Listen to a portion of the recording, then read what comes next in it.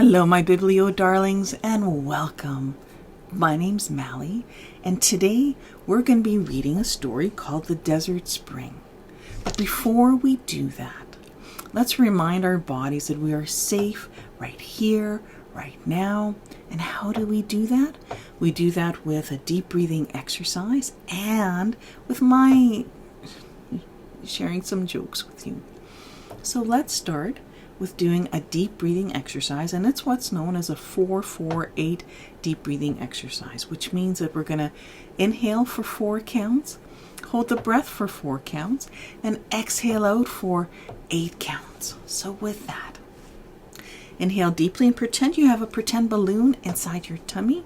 So inhale deeply for 1, 2, 3, 4. Now hold the breath for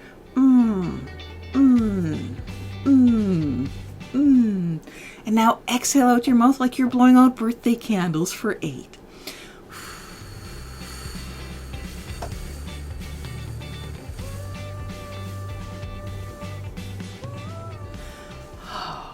The whole purpose of the deep breathing exercise is to remind your body that you're safe right here, right now.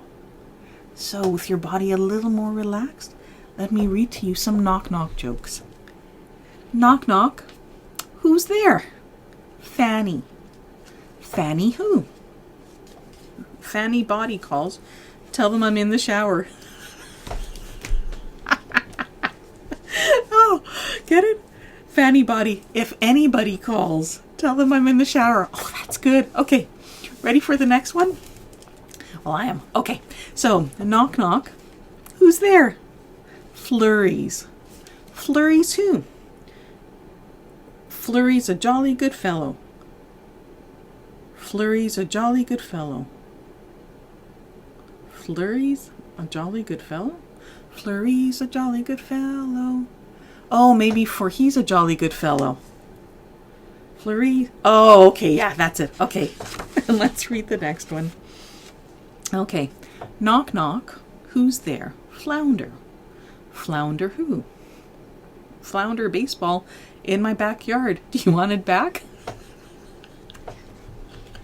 Oh, is it a flounder? It's found a baseball in my backyard. Do you want it back? That's cute. Okay, so with that, let's read The Desert Spring. Oh, excuse me. The Desert Spring. Relax, be very still, and listen.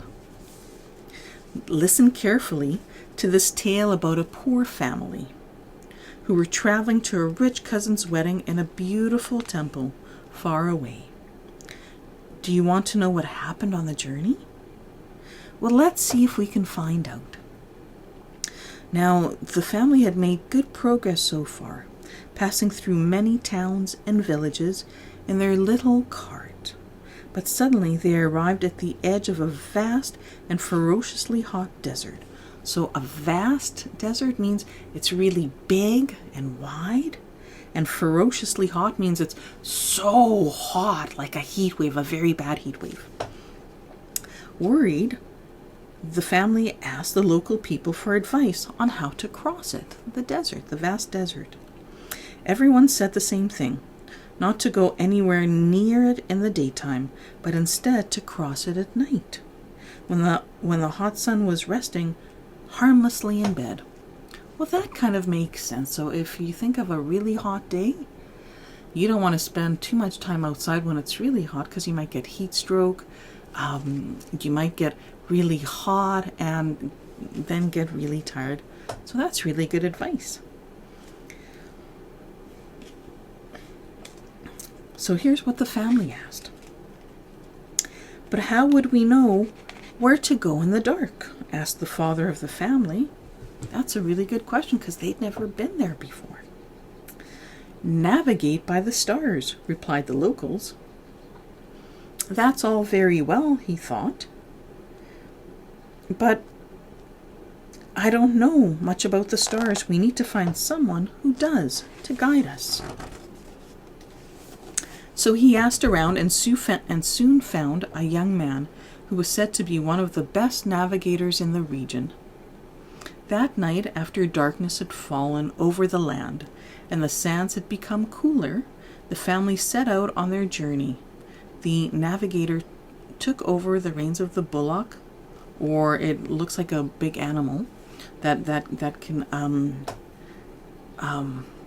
what am I thinking of? That can pull the cart, and there it is in the background.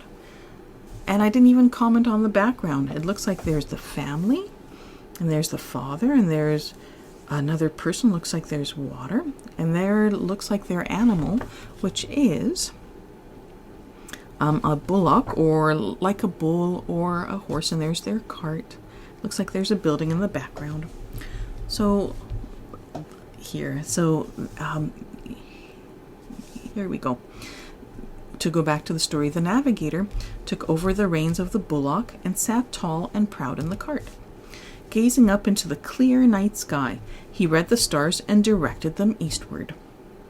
However, he had enjoyed a very large dinner, not to mention a huge cup of hot chocolate before setting out, and these were making him feel very drowsy or sleepy. Before long, the gentle rocking of the cart had soothed him into a deep slumber, without any of the passengers, who were also asleep, realizing what had happened. Of course, the bullock leading the cart couldn't read the stars, so with the navigator sleeping, it wandered aimlessly in completely the wrong direction. When the father awoke with the first light, he realized they were well and truly lost. "Where are we?" exclaimed the wife when she woke. "Surely we should have nearly crossed the desert by now. We're going to be late for the wedding." When they saw that the navigator was sound asleep, they were very angry with him, but their anger soon turned to fear. "A whole day in the desert?" the children wailed. "We'll run out of water. What are we going to do?" they cried. The father took charge and tried to calm them down. "Don't worry," he said. "We'll find a way out of this." Pacing back and forth, he thought and thought. Then he sat down on the sands and gazed into the distance. There must be something he could do. Suddenly, he noticed a tiny green plant growing in the sand beside a rock. Aha! Something does grow here in these hot, dry sands after all. And where there are plants, there must be at least a little water, he concluded. What a smart father! Wow. He called the young fit navigator over and showed him the plant. I want you to dig here, as I think there must be water nearby, he instructed. The navigator looked at him doubtfully, but as he had got them into this trouble, he was in no position to argue, so he got a spade or a shovel from the cart and started digging. He dug and he dug, hour after hour. The hole became deeper and deeper, but still there was no water. The navigator was now very hot and thirsty. Suddenly, he hit something. "We've hit a rock," he cried. "All I found is an enormous dry boulder. What a waste of time." The rest of the family looked very disheartened or sad. But the father of the family was not a man to give up easily, so urged them not to lose hope. "Don't give up now." We can't. If we give up now, we will all be lost. While we still have energy and before it gets any hotter, we must keep trying. Think how our cousin will feel if we don't turn up for her wedding. Oops, sorry. A silence fell over everyone. They felt so tired and thirsty that they didn't even have the energy to protest or to argue. The head of the family sat on the rock and looked around. Then in the silence he heard, or at least he thought he heard, the faint sound of running water. Am I hearing things, he wondered. Listen carefully, I'm sure I can hear water. Can you hear it too? He asked. What? Has the heat gone to your head and made you crazy? Snapped the wife. No, listen. I'm sure I can hear water, he said excitedly. And it seems to be coming from the rock. Strike the rock, he commanded. The navigator got a mallet or a hammer and began to hit the rock. At first nothing happened, but then all of a sudden the rock split open, and to everyone's surprise and relief, Water started to bubble out of it in a refreshing fountain. A great cheer went up as they all rushed forward to drink some cool, fresh water. The family danced for joy, hugging each other and laughing. Now they had plenty of water. They gave the bullock water to drink and filled up all their containers for the rest of the journey. Relieved and refreshed, the party set off once more after the sun had set. As the moon climbed high into the starlit sky, the navigator guided them safely across the desert, and they finally arrived at the temple after dawn, still in time for the cousin's wedding. Good job! A few hours later, dressed in their finest clothes, they were tucking, it means also to eat, into a delicious banquet in honor of their beautiful cousin and her new husband. Watching his family enjoy themselves, the farmer smiled fondly to himself as he silently toasted them with his glass of crystal clear water. How glad he was that he hadn't given up on them all in the desert. So what is the lesson that the story is sharing? Life presents all sorts of difficulties and often puts obstacles in our path. On these occasions, it is all too easy to give up. A wise person knows that if they keep trying, they will eventually succeed. What did you think of the story? Well, I thought it was such a beautiful way of showing that if you want something and a challenge comes up, you find a way of making it work. That's what I got out of it, and the lessons learned at the end of the chapter I thought was so wise. Let's do our breathing exercise to remind our body once again that we are safe right here and right now.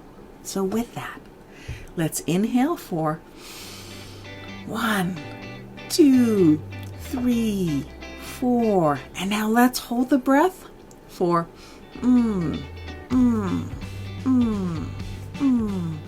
And now exhale out the breath for 8.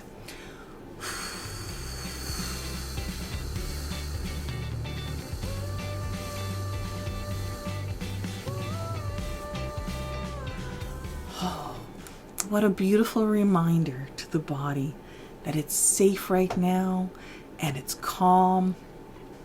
So with that, let me share with you some 3 jokes. Are you ready? Okay. Knock, knock. Who's there? Queen. Queen who? Queen your room. It looks like your dresser exploded. I like that. Oh, get it? Not queen, but clean your room? Queen your room? Okay. Ready? Okay. Knock, knock. Who's there? Freddie. Freddie who? Freddie or not, here I come. Get it? Ready or not, here I come. Freddie or not, here I come. Okay, and here's the last joke.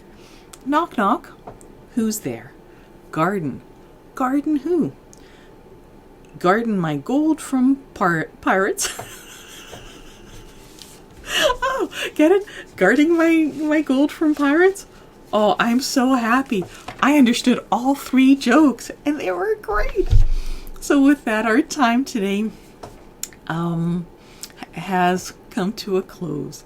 If you've liked what you've seen, click on the subscribe button, click on the bell notification so you'll get updates when there's new stories coming out. And thank you so much for coming. It's been wonderful having you here and enjoying part of the stories. And until next time, see you later. Bye.